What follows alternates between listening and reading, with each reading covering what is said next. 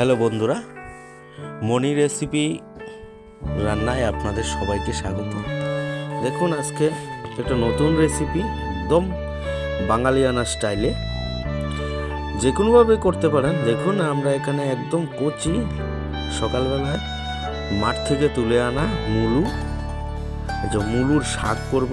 দেখুন পাতাগুলি কত কচি কচি, এই পাতাগুলি দিয়ে আজকে আমরা দেখুন কিভাবে শাকটা করি। প্রথমে দেখুন আমরা একদম কুচি কুচি করে কেটে নেব পাতাগুলি। মুলুর শাক মানে দুর্দান্ত হয় যদি রান্নাটা সেভাবে হয়। আর রান্নাটা আমরা একটু অন্য ধরনের করব, ঘরোয়া পদ্ধতিতে, যেটা বাঙালিয়ানায় খুব টেস্টি হয়ে থাকে। এইভাবে একবার আপনারা রান্না করে দেখুন। দেখুন এখানে আমরা কেটে নিয়েছি মুলুর শাক কুচি করে, আর এখানে নিয়েছি চিকন করে আমরা একটা আলু কেটে নিয়েছি একদম পাতলা পাতলা করে। আর এখানে দেখুন সবচেয়ে বড় কথা, এখানে আমরা ডাল দিয়ে করব, মুসুর ডাল দিয়ে। আর এখানে আমরা নিয়েছি 3টি রসুনের কোয়া। দেখুন প্রথমে আমরা ভালো করে ধুয়ে ভেতর থেকে যে রসটা বের করে নেব লবণের সাহায্যে মুলুর পাতা থেকে।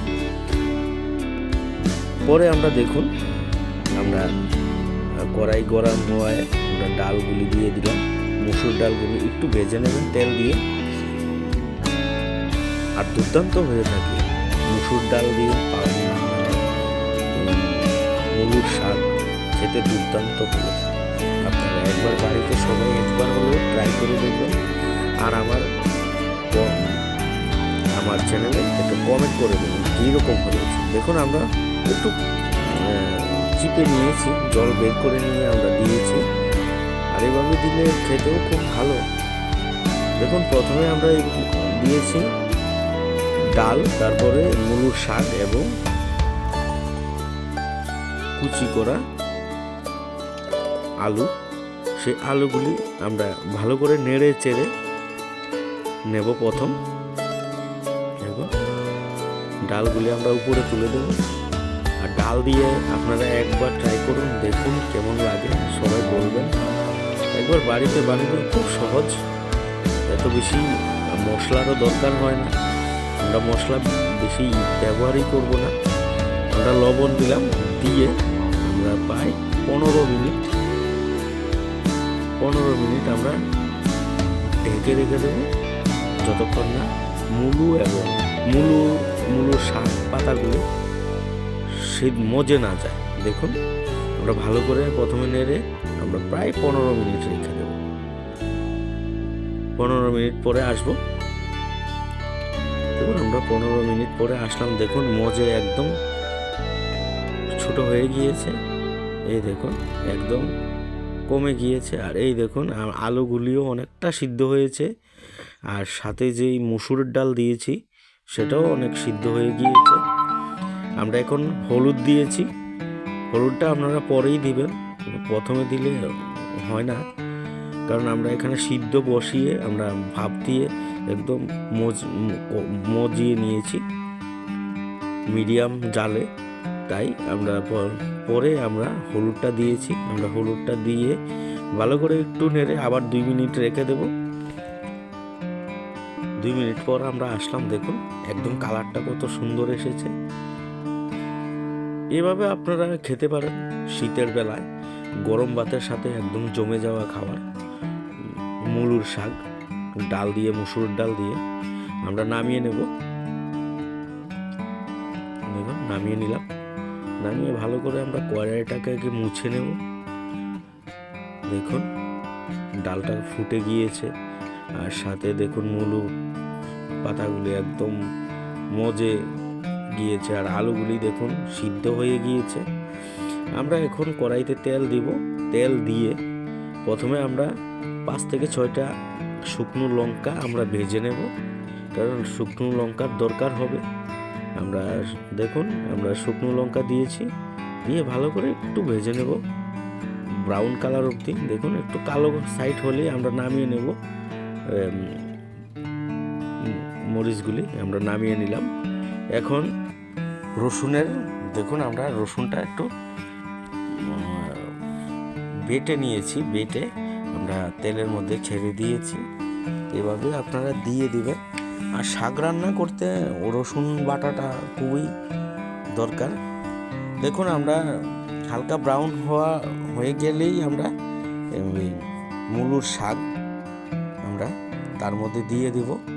এই দেখুন রসুনটাও মোটামুটি হয়ে গিয়েছে তেলে ভাজা, তাই আমরা এভাবে দিয়ে দেখুন একটু ভালো করে নেড়ে নেব। প্রথম প্রায় 1-2 মিনিট আমরা ভালো করে নাড়ার পর আমরা যেই শুকনো মরিচ ভেজে রেখেছিলাম, আর সবসময় শুকনো লঙ্কাই দেবেন ভেজে, তেলের মধ্যে ভেজে, খেতেও খুব ভালো।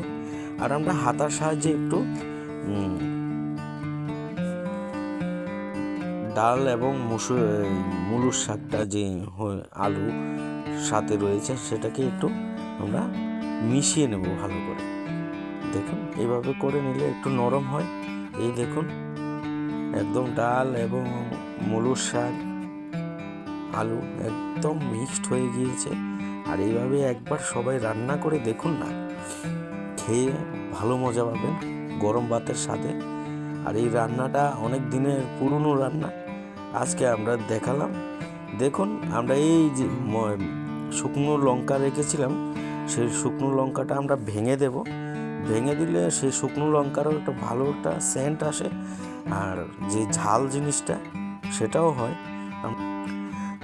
দেখুন আমরা ভালো করে মিশিয়ে নেব। প্রথম যে শুকনো মরিচটা সাথে একদম মূলোর শাকটা ভালো করে মিশিয়ে আরও 1-2 মিনিট আমরা ভেজে নেব। এইভাবে কষিয়ে নেব। আমরা পেঁয়াজ দিইনি, শুধু রসুন দিয়েছি, রসুন সম্বার দিয়েছি। আর এইভাবে আপনারা করবেন। আর খেয়ে একবার বানিয়ে একবার আমার এখানে কমেন্ট করে বলবেন কীরকম হয়েছে। আর সাথে দেব আমরা দেখুন ধনিয়া পাতা, যেহেতু এখন ধনিয়া পাতা অ্যাভেলেবেল, তাই ধনিয়া পাতাটা দিলে আরও টেস্ট হয়ে থাকে। সেই রেসিপিটা মুলোর শাকের যে রেসিপিটা করেছি, দেখুন আমরা একটু নাড়িয়ে আমরা নামিয়ে নেব। আর দেখুন কালারটা কত সুন্দর হয়েছে, গরম ভাতের সাথে জমে যাওয়া সকালবেলার খাবারে দুর্দান্ত হয়ে থাকে খাবারটা। আমরা এখন নামিয়ে নেব, হয়ে গিয়েছে, পরিবেশনের জন্য একদম প্রস্তুত। আমরা নামিয়ে নেব।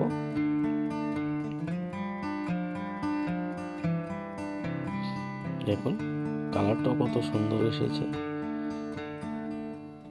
দেখুন আপনাদের পুরো দেখাবো একদম। বাই বাই, টাটা, সবাইকে ধন্যবাদ। আবার আরেকটি রেসিপি নিয়ে আমরা হাজির হব।